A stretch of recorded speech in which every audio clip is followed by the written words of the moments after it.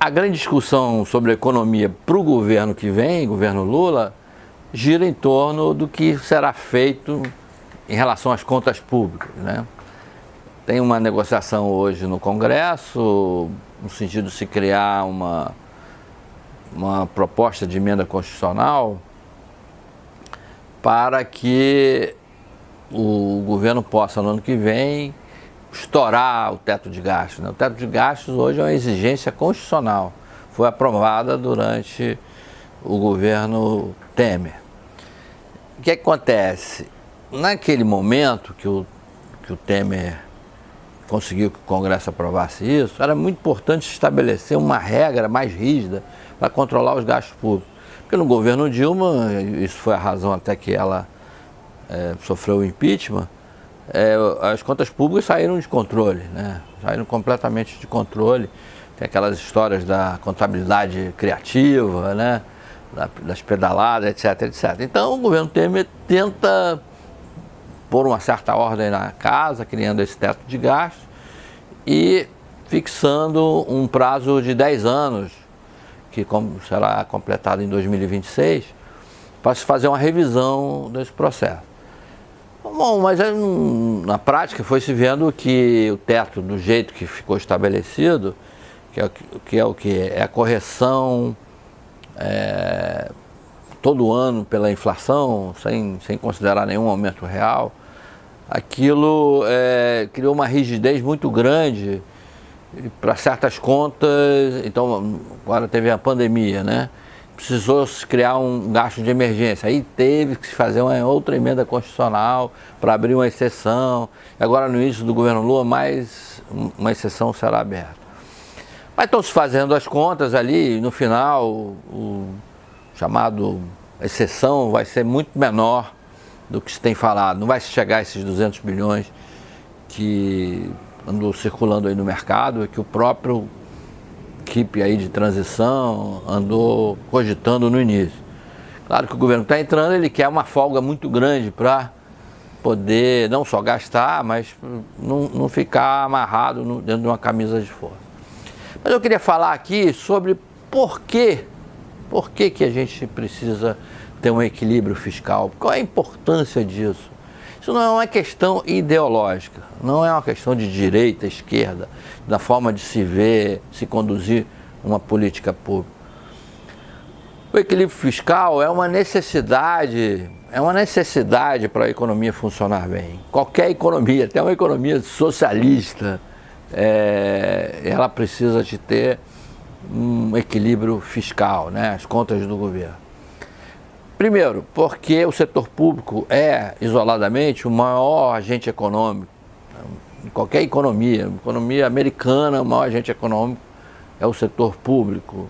A economia mais liberal do mundo sempre será o setor público, pelo tamanho dele.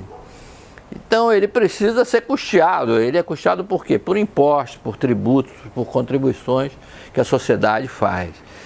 Se as despesas forem muito altas, se a gente não tiver um controle sobre as despesas, a carga tributária, né, o volume de impostos que você tem que arrecadar da sociedade é muito grande. E você vai sacrificar as pessoas, vai sacrificar a atividade econômica, os indivíduos, os consumidores, e às vezes até de uma forma muito injusta, né? Porque os impostos indiretos, por exemplo, eles não diferenciam quem é rico, quem é pobre, quem tem muito dinheiro, quem consome mais, quem consome menos. Então, quanto maior a carga tributária, pior para uma economia, mesmo que esse dinheiro seja bem usado, seja usado até em favor daqueles que têm menos. Então é preciso ter um certo equilíbrio para você não ter uma carga tributária pesada demais. E o nosso limite de carga tributária já foi atingido, né? A gente precisa ter uma carga tributária no máximo de 35% do PIB, que é o que a gente tem hoje, mais ou menos. Em termos líquidos, porque uma parte dessa carga tributária é devolvida sob a forma de subsídios ou incentivos fiscais, mas em termos líquidos dá mais do que 20% do PIB, o que é muito alto se comparado a economias com o mesmo grau de desenvolvimento. Mas há uma questão macroeconômica que eu acho que é até mais importante, né? Se para a gente resumir, vocês veem quando o PIB é divulgado, né? O IBGE divulga o PIB, pela ótica da demanda, ele sempre mostra assim, consumo e investimento, né? Vamos dizer assim, de modo geral, 80% é consumo, 20% investimento. Mas por que o investimento é tão importante se ele é só 20% do PIB? Porque o investimento, ele aumenta a nossa capacidade de produção, né? Ele aumenta a nossa capacidade até de consumir mais no futuro. Ele traz aumento de produtividade, ele permite com que a economia seja mais competitiva, mais competente, e com isso traz benefícios para a sociedade como um todo, até na distribuição de renda. Então esses 20% de investimento, ele alavancam o conjunto da economia, né, e permite até que haja um consumo maior no futuro. E o investimento, ele é financiado por quê? Pelo que a gente chama de poupança, né? O que a gente poupa? É uma parte da renda que a gente não consome. A gente não consome, né? No caso das empresas também. Eles não gastam tudo e uma parte dos lucros é reinvestido no aumento da produção, nas novas máquinas. Mesmo que a economia não aumente a sua capacidade de produção, ela precisa investir de 3% a 7% do PIB só para manter as coisas como estão. As estradas como estão, os portos como estão, os aeroportos como estão, as máquinas como estão. Só para repor o que a gente gastou, você gasta de 3% a 7% do PIB em média nas economias, né? Então, algum investimento você tem que... Esses países muito pobres, eles têm esse problema, porque eles consomem até a parcela que deveria ser destinada à manutenção das coisas. Então, até o que se tem vai se deteriorando. Pois bem, então esse financiamento do investimento é feito pela poupança que a sociedade faz. O esforço que a gente faz. É como se a gente estivesse abrindo mão do consumo hoje, né, para consumir no futuro, financiando esse investimento. Quando o setor público está desequilibrado, ou seja, quando ele gasta muito mais do que ele está arrecadando, né, ele tem um desequilíbrio nas contas, o que acontece? Ele despolpa.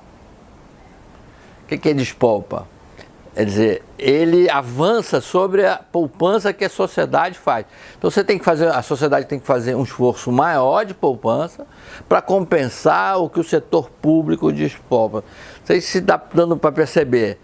Então o conjunto da economia tem que fazer um esforço maior do que o necessário para a gente fazer um investimento, para fazer a economia crescer. Então quanto mais desequilibrado for o setor público, maior é o esforço de poupança que o resto da sociedade tem que fazer, e aí incluem as empresas, né, não só os indivíduos, para financiar um investimento. Se o setor público reduz o seu déficit, né, se ele reduz esse desequilíbrio, ele reduz essa despoupança, né, ele ajuda a sociedade a respirar mais e até melhora o consumo também, porque você não precisa fazer nenhum esforço. Muitas vezes até a poupança interna é insuficiente para financiar o investimento, a gente tem que recorrer à poupança externa, precisa se endividar lá fora, em moeda estrangeira, que não é uma moeda nossa. Vejam como a coisa é complicada, né? Você pode causar um desequilíbrio nas contas externas, você pode provocar um endividamento no exterior, uma dependência externa no exterior, que pode vir provocar problemas no futuro. A história brasileira é cheia de exemplos, de momentos em que o câmbio, por exemplo, disparou por causa desse desequilíbrio nas contas externas, provocado muitas vezes pelo déficit fiscal, né? Então, o que eu estou querendo mostrar é que isso não é uma questão ideológica de esquerda ou de direita, é de equilíbrio da própria economia. E claro que se o setor público avança sobre a poupança interna, se essa poupança interna é disputada, o que acontece? A gente tem uma alta da taxa de juros, né? É por isso que o Tesouro, quando está com muito déficit, ele tem que pagar mais juros para o mercado. E isso cria uma bola de neve, a dívida pública começa a crescer, fica mais difícil financiar essa dívida. E todas as taxas de juros na economia sobem, né? A taxa que a gente compra automóvel, que compra uma casa, que compra um eletrodoméstico, tudo isso sobe. Então, voltando aqui à vaca fria, quer dizer, não é por acaso que os economistas liberais que apoiaram o governo Lula estão chamando a atenção e dizem, olha, vamos devagar com a dor, quer dizer, claro que do jeito que a gente está, a gente talvez não consiga, não tem fonte orçamentária para pagar o auxílio de R$600 no ano que vem para as pessoas, e com auxílio extra para quem tem criança. Isso é importante no combate à miséria, né? Extrema pobreza no Brasil. Esse é um instrumento que pode eliminar a extrema pobreza no Brasil. Se a gente conseguir eliminar a extrema pobreza, puxa, será um ganho fantástico.